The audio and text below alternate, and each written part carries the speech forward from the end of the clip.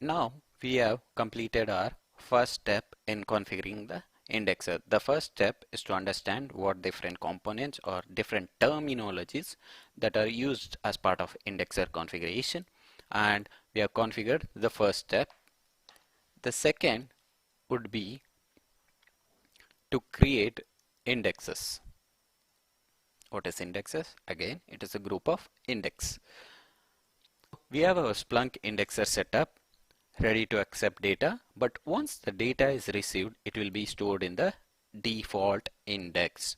When I say default index, it is Splunk, as part of its installation, it will have a default index. All the data will go to default index called main.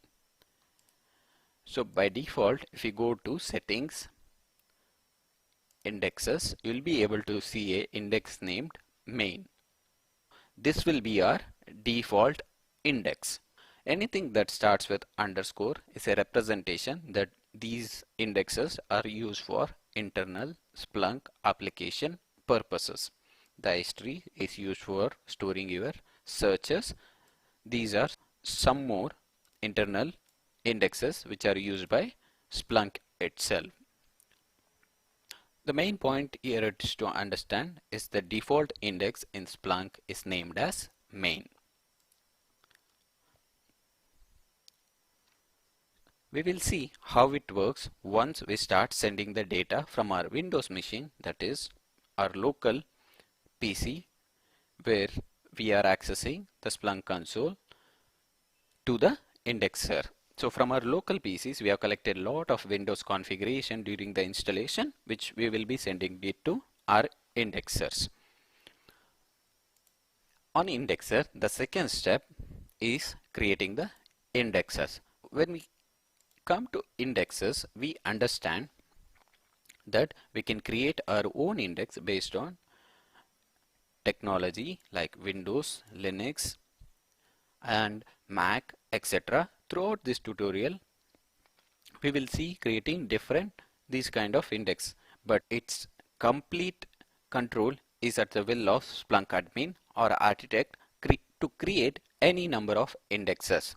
For example, you can even create index based on the application which are running or the logs are being fetched from that machine.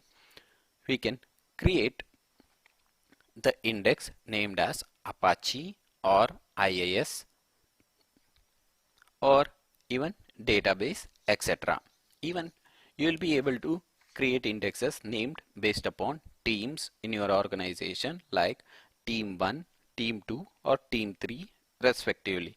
But always create reasonable names, because indexes are the best place for doing data segregation on Splunk for its users to access the reports, dashboards or any visualization that you create.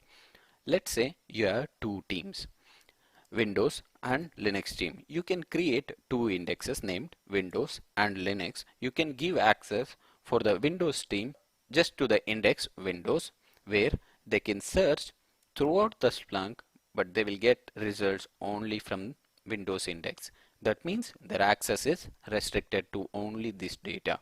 Similarly, if it is a Linux team, give them access only to Linux index, so that they are, even though they try to search throughout the Splunk, they get results only whatever it is necessary for them. Since we know indexer refers to holding multiple index, let us create some of the index which we discussed earlier, like Windows, Linux, Team 1, Team 2 or Apache or even database. Similar to any other configuration, we can create indexes by three methods. We will see them one by one.